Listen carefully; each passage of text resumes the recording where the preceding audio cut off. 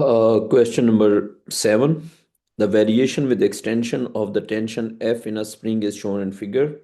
अच्छा ये टेंशन का ग्राफ है अब बताया हुआ क्या है use figure 3.1 to calculate the energy stored in the spring for an extension of 4 centimeter explain your working ये कह रहे हैं जी अगर एक्सटेंशन हुई है 4 सेंटीमीटर तो आप बताओ कि एनर्जी स्टोर्ड कितनी होगी चलें जी चेक करते हैं so for an extension of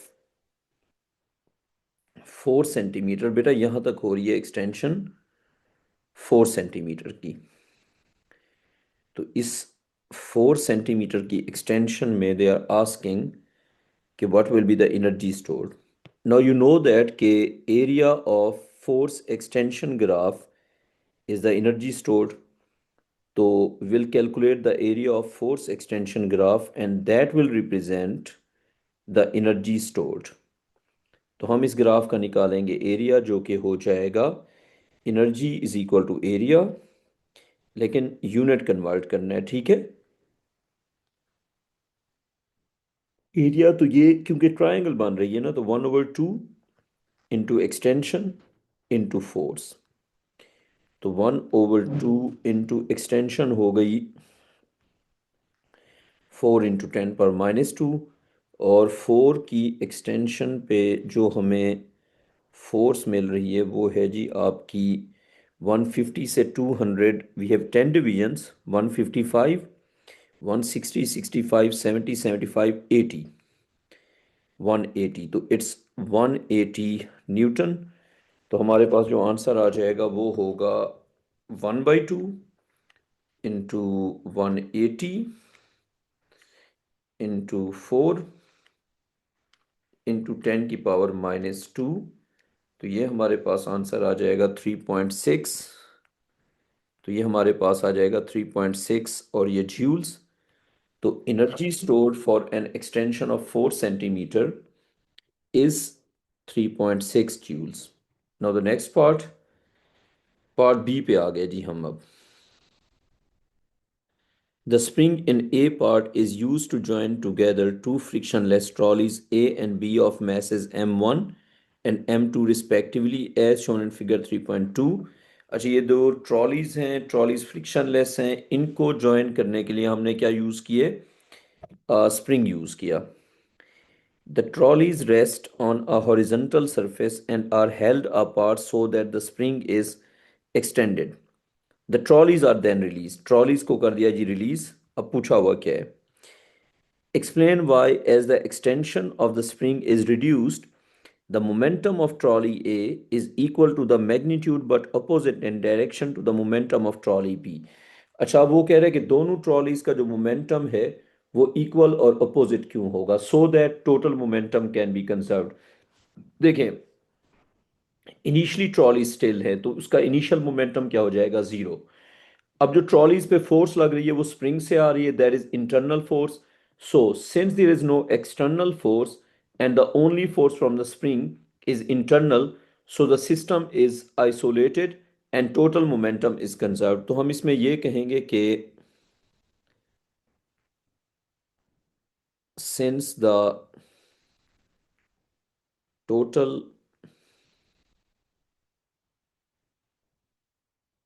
since the total momentum is conserved initial momentum initial momentum of the trolleys initial momentum of the trolleys is zero so so the momentums must be equal and opposite so the momentums must be equal and opposite for the total momentum to be zero for the total momentum to be zero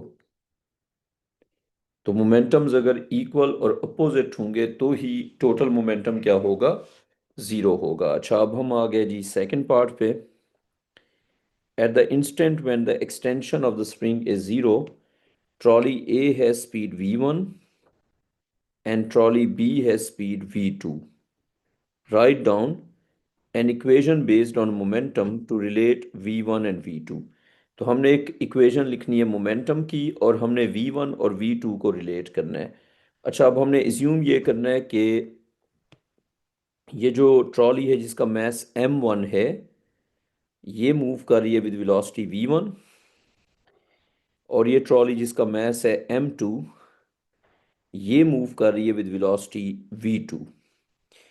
अब क्योंकि total final momentum is equal to total initial momentum, तो यहाँ पे तो हम final equation लिखेंगे, लेकिन पहले हम खुद समझ लेते हैं। देखें, initial total momentum is zero, final momentum left negative, right positive. तो m1 minus v1 plus m2 v2, तो ये फाइनली बन जाएगा zero is equal to minus m1 v1 plus m2 v2। तो ये बन जाएगा m1 v1 is equal to m2 v2। तो इक्वेशन हमारी बन गई कि जो m1 v1 है वो m2 v2 के इक्वल होगा। तो हम यहाँ पे लिखेंगे m1 v1 equals to m2 v2, यानी कि magnitude of momentum of trolley one is equal to the magnitude of momentum of trolley two. ठीक है, अब हम आगे चले गए। अच्छा, an equation to relate the initial energy E stored in the spring to the final energies of the trolleys। तो फर्ज करें जी इनिशियल एनर्जी जो स्प्रिंग में थी वो E थी। अब अब ये E कन्वर्ट हो गई है ट्रॉलीज की कैनेटिक एनर्जीज में। तो उस हिसाब से हम क्या इक्वेशन लिख सकते हैं, 1/2 m1 v1 स्क्वेयर, ये हो गई एनर्जी ट्रॉली वन की या ट्रॉली जिसका मास m1 है, प्लस 1/2 m2 v2 का स्क्वायर। ये हो गई इक्वेशन एनर्जीज की। अच्छा, अब ये है जी क्वेश्चन का third part. Show that the kinetic energy of an object of mass m is related to its momentum by this expression। Basically हमने kinetic एनर्जी की इक्वेशन में से v को एलिमिनेट करके उसमें मोमेंटम सब्सटीट्यूट करना है। तो यूं करते हैं, kinetic एनर्जी E के is 1/2 mv square. No, v should be eliminated क्योंकि इस इक्वेशन में v नहीं है ना। तो अब momentum is equal to M V, तो v is equal to p over m। ये इक्वेशन हम कर सकते हैं सब्सटीट्यूट। तो अगर हम इसको सब्सटीट्यूट करेंगे तो क्या बन जाएगा, तो इसको सब्सटीट्यूट करके बन जाएगा kinetic energy is equal to 1/2 into M into V की जगह आ जाएगा p ओवर m का होल स्क्वेयर। तो इस हिसाब से बन जाएगा kinetic energy is equal to 1/2 m, और मल्टीप्लाई हो जाएगा p square over m square. एक m से हो गया कैंसल, तो पीछे क्या रह गया, p square divided by 2m, और यही हमने प्रूव करना था। अच्छा, अब हम आ गए जी इस क्वेश्चन के आखिरी पार्ट पे, last part. Trolley A has a larger mass than trolley B, use your answer in second part. Basically 2 part 1। अच्छा, 2 पार्ट 1 है या 3 पार्ट 1 है, चलें खैर देखते हैं। To deduce which trolley A और B has the larger kinetic energy at the instant when the extension of the spring is zero। अब यहाँ पे ये बात समझनी है कि दोनों ट्रॉलीज का मोमेंटम इक्वल है। तो हम इसको यूं समझ लेते हैं, momentum of trolley one is equal to momentum of trolley two. तो समझने वाली बात, kinetic energy is P square over 2m। अब ये इक्वेशन हमने यहाँ पे लिखी हुई है। अब दोनों ट्रॉलीज का मोमेंटम सेम है ना। जब दोनों ट्रॉलीज का मोमेंटम सेम है तो पी स्क्वेयर एक तरह से कांस्टेंट हो गया क्योंकि सेम है ना। अगर दोनों ट्रॉलीज का मोमेंटम सेम है तो कैनेटिक एनर्जी फिर डिपेंड करेगी m के ऊपर, और सेम मोमेंटम के साथ अगर दो ऑब्जेक्ट्स हैं तो उनकी कैनेटिक एनर्जी उनके मास के साथ इनवर्स प्रोपोर्शन में आ जाएगी क्योंकि मोमेंटम सेम है। हेंस हेंस अब उसने क्या कहा हुआ है कि m1 is the bigger mass. जिसका मैस बिगर होगा उसकी काइनेटिक एनर्जी लेस होगी। Hence trolley A hence trolley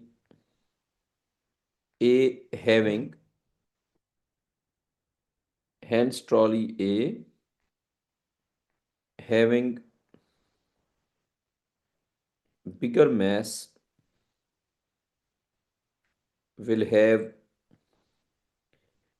smaller kinetic energy। ये हमने ये बात यहाँ तक लिखनी है।